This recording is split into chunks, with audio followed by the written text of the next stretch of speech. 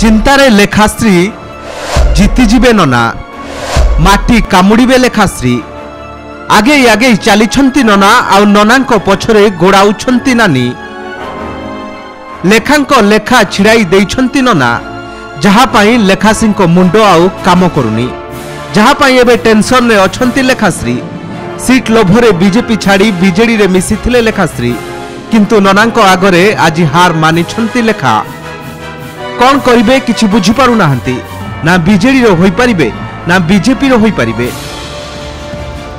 जदि देखा जाए प्रताप षडंगी 2019 रे आसन रे प्रार्थी होई 4,83,558 खंड भोट पाई विजय होइथिले।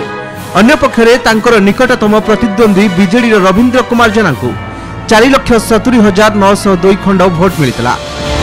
अन्यपटे कांग्रेस रो नवज्योति पट्टनायक को 1,69,403 खंड भोट मिलितला। एथर भी से भली किछि देखिबाकू मिलिबो। एबे सुधा ननांकु मिलिछि 52,000 भोट आ लेखाश्री को मिलिछि 41,000 भोट। सेपटे 10,000 भोट रे आगे जाइछंती नना आ पछरे गोड़ाउछंती नानी। एबे बालेश्वर राजनीति पूरा एपट सेपट हेबारे लागिछि। बीजेपी आगरे थिबा बेले एबे बीजेडी पछरे। जदि देखिबा 2024 निर्वाचन रे लेखाश्री भाग्य पूरा बिगिड़ी जाइछि। Bureau report Kalinga today live.